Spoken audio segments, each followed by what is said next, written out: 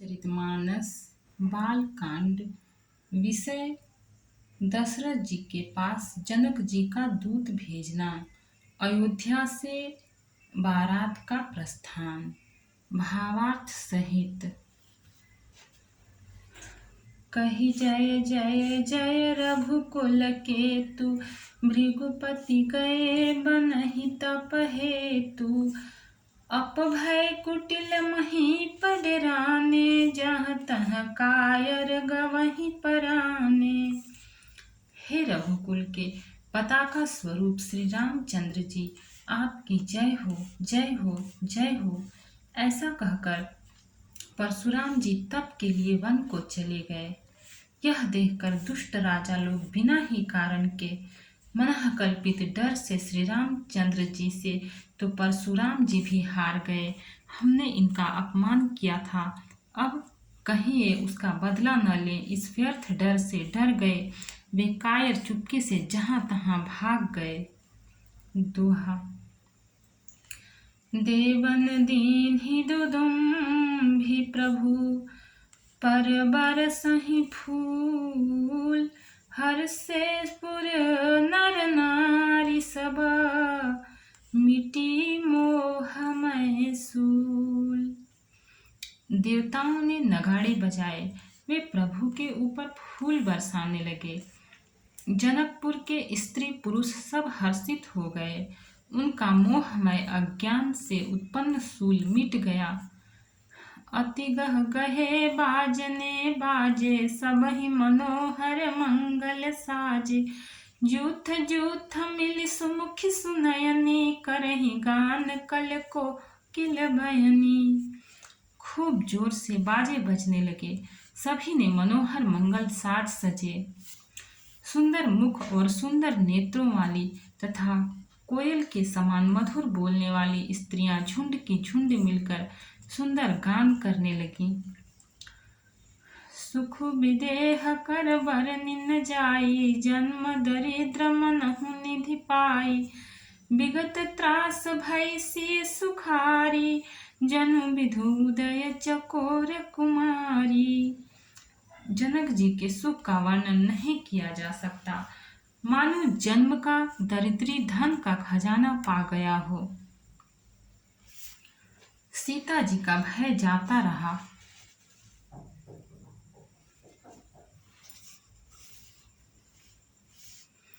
वे ऐसी सुखी हुई जैसे चंद्रमा के उदय होने से चकोर की कन्या सुखी होती है।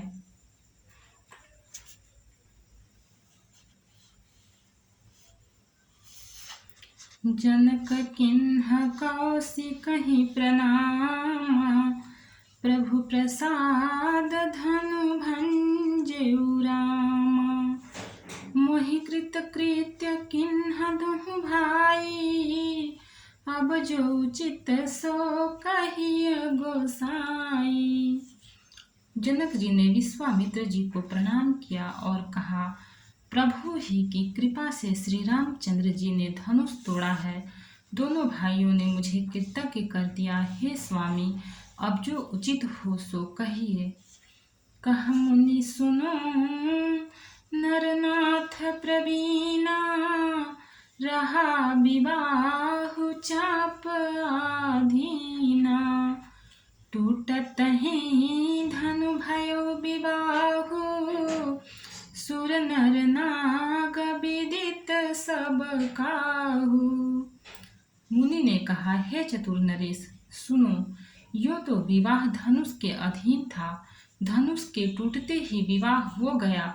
देवता मनुष्य और नाग सब किसी को यह मालूम है। तदपि जाई तुम करहूँ अब, जथा वंश व्यवहारु। बूझिबे प्रकुल वृद्ध गुर, वेद विदित आचारु। तथापि तुम जाकर अपने कुल का जैसा व्यवहार हो, ब्राह्मणों कुल के बूढ़ों और गुरुओं से पूछकर, और वेदों में वर्णित जैसा आचार हो वैसा करो।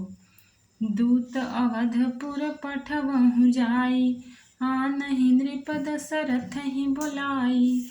मुदित राउ कहीं भले ही कृपाला, पठय दूत बोली तेहि काला। जाकर अयोध्या को दूत भेजो, जो राजा दशरथ को बुला लावे। राजा ने प्रसन्न होकर कहा, हे कृपालु, बहुत अच्छा। और उसी समय दूतों को बुलाकर भेज दिया। बहुरी महाजन सकल बुलाए, आय सबनि सादर सिर नाय।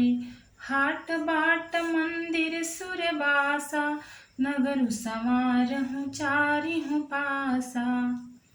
फिर सब महाजनों को बुलाया और सबने आकर राजा को आदर पूर्वक सिर नवाया। राजा ने कहा, बाजार, रास्ते, घर, दिवालय और सारे नगर को चारों ओर से सजाओ। हर्षि चले निज निज गृह आए, पुनि परिचारक बोली पठाए। रचहु विचित्र बितान बनाई, सिर धरि बचन चले सचुपाई। महाजन प्रसन्न होकर चले और अपने अपने घर आए। फिर राजा ने नौकरों को बुला भेजा और उन्हें आज्ञा दी कि विचित्र मंडप सजाकर तैयार करो। यह सुनकर वे सब राजा के वचन सिर पर धर कर और सुख पाकर चले। पठय बोली गुण तिन्ह नाना, जे बितान विधि कुशल सुजाना।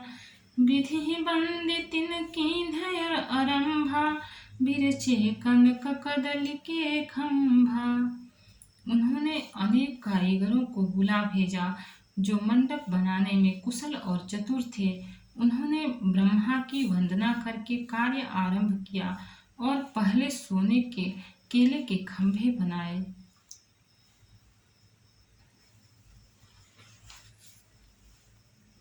दोहा। हरित मनिन के पत्र फल, पदुम राग के फूल। रचना देखी विचित्रयति, मनु बिरंचि कर भूल।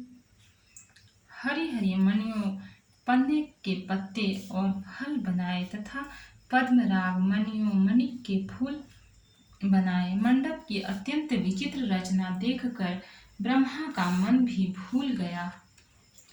बेनु हरित मणि मय सब कीन्हे, सरल सपरब परहि नहीं चीन्हे। कनक कलित अहि बेली बनाई, लखी नहीं परहि सपरन सुहाई। बांस सब हरी हरी मणियों, पन्ने के सीधे और गांठों से युक्त ऐसे बनाए जो पहचाने नहीं जाते थे कि मणियों के हैं या साधारण। सोने की सुंदर नागबेली पान की लता बनाई, जो पत्तों सहित ऐसी भली मालूम होती थी कि पहचानी नहीं जाती थी। तहि के रची पची बंध बनाए, बिच बिच मुकुता दाम सुहाए। मानिक मरकत कुलिस पिरोजा, चीरी कोरी पची रचे सरोजा।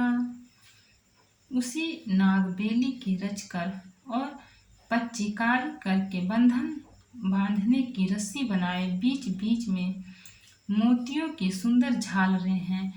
मानिक, पन्ने, हीरे और फिरोजे इन रत्नों को चीरकर, कोरकर और पच्चीकारी करके इनके लाल, हरे, सफेद और फिरोजी रंग के कमल बनाए।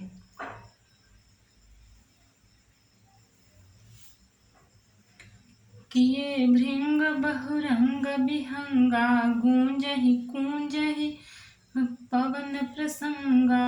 सुर प्रतिमा खंभन गढ़ी काढ़ी, मंगल द्रव्य लिए सब ठाढ़ी। भंवरे और बहुत रंगों के पक्षी बनाए, जो हवा के सहारे गूंजते और कूजते थे। खंभों पर देवताओं की मूर्तियां गढ़कर निकाली, जो सब मंगल द्रव्य लिए खड़ी थी। चौके भांति अनेक पुराई, सिंधुर मणिमय सहज सुहाई। गजमुक्ताओं के सहज ही सुहावने अनेकों तरह के चौक पुराए। दोहा। सौरभ पल्लव सुभग सुठी किए नीलमणि कोरी, हेम बौर मरकत घवरी लसत पाट में डोरी। नीलमणि को कोकर अत्यंत सुंदर आम के पत्ते बनाए, सोने के बौर, आम के फूल और रेशम की डोरी से बंधे हुए पन्ने के बने फलों के गुच्छे सुशोभित हैं। रचे रुचिर बर बंद निवारे, मन मनोभाव फंद समारे। मंगल कलश अनेक बनाए, ध्वज पताक पट चमर सुहाए। ऐसे सुंदर और उत्तम बंदरवाल बनाए मानो कामदेव ने फंदे सजाए हों।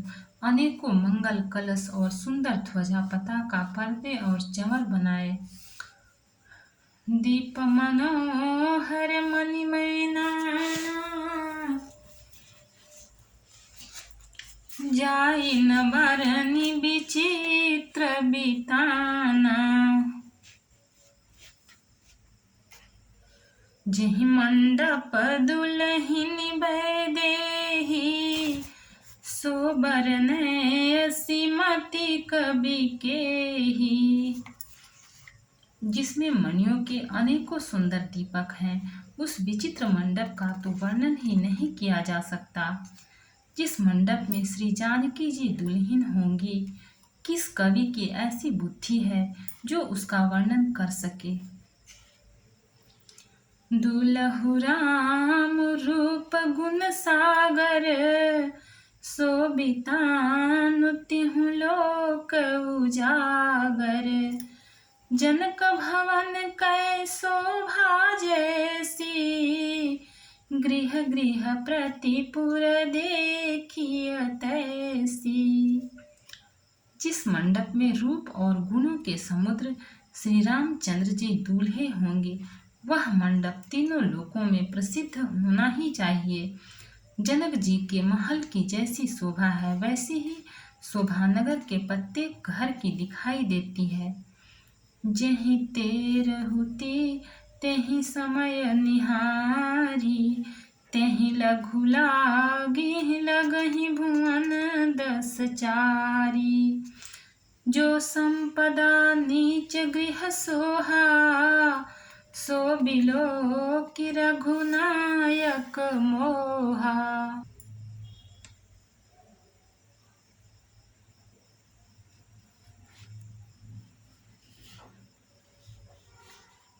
उस समय जिसने तिरहुत को देखा, उस 14 भुवन तुच्छ जान पड़े। जनकपुर में नीच के घर भी उस समय जो संपदा सुशोभित थी, उसे देखकर इंद्र भी मोहित हो जाता था। दोहा। बसई नगर जहि लाछि करी, कपट नारी बर बेसु। तेहि पुर कै शोभा कहत, सकुचहि सादर सेसु। जिस नगर में साक्षात लक्ष्मी जी कपट से स्त्री का सुंदर वेश बनाकर बसती हैं, उस पुर की शोभा का वर्णन करने में सरस्वती जी और शेष जी भी सकुचाते हैं। पहुँचे दूत रामपुर पावन, हर से नगर बिलो की सुहावन। भूप द्वार तिन खबरी जनाई, दशरथ नृप सुनि लिए बोलाई। जनक जी के दूत श्री रामचंद्र जी की पवित्र पुरी अयोध्या में पहुँचे। सुंदर नगर देखकर वे हर्षित हुए। राजद्वार पर जाकर उन्होंने खबर भेजी। राजा दशरथ जी ने सुनकर उन्हें बुला लिया। करि प्रणाम तिन पाते दिन ही, मुदित मही पया पूठी लीनी। बारी बिलोचन बाँचत पाती, पुलक गात आई भरी छाती। दूतों ने प्रणाम करके चिट्ठी दी। प्रसन्न होकर राजा ने स्वयं उठकर उसे लिया। चिट्ठी बाँचते समय उनके नेत्रों में जल, प्रेम और आनंद के आंसू छा गया। शरीर पुलकित हो गया और छाती भर आई। राम लखन उर कर बर चिट्ठी, रही गए कहत न खाती मीठी। पुनि धरि धीर पत्रिका बाँची, हर्षि सभा बात सुनी साची। हृदय में राम और लक्ष्मण हैं, हाथ में सुंदर चिट्ठी है। राजा उसे हाथ में लिए ही रह गए, खट्टी मीठी कुछ भी कह न सके। फिर धीरज धरकर उन्होंने पत्रिका पढ़ी। सारी सभा सच्ची बात सुनकर हर्षित हो गई। खेलत रहे तहाँ सुधि पाई, आए भरतु सहित हित भाई। पूछत यति स्नेह सकुचाई, तात कहाँ ते पाती आई। भरत जी अपने मित्रों और भाई शत्रुघ्न के साथ जहाँ खेलते थे, वहीं समाचार पाकर वे आ गए। बहुत प्रेम से सकुचाते हुए पूछते हैं, पिताजी चिट्ठी कहाँ से आई है। दोहा। कुशल प्राण प्रिय बंधु दो, आहि कहूँ कहीं के कहीं देश। सुनि स्नेह साने बचन, बाँचि बहुरी नरेश। हमारे प्राणों से प्यारे दोनों भाई, कहिए सकुशल तो हैं और वे किस देश में हैं। स्नेह से सने ए वचन सुनकर राजा ने फिर से चिट्ठी पढ़ी। सुनि पाती पुलके दो भ्राता, अधिक स्नेहु समात न गाता। प्रीति पुनीत भरत कै देखी, सकल सभा सुख लहेउ विशेषी। चिट्ठी सुनकर दोनों भाई पुलकित हो गए। स्नेह इतना अधिक हो गया कि वह शरीर में समाता नहीं। भरत जी का पवित्र प्रेम देखकर सारी सभा ने विशेष सुख पाया।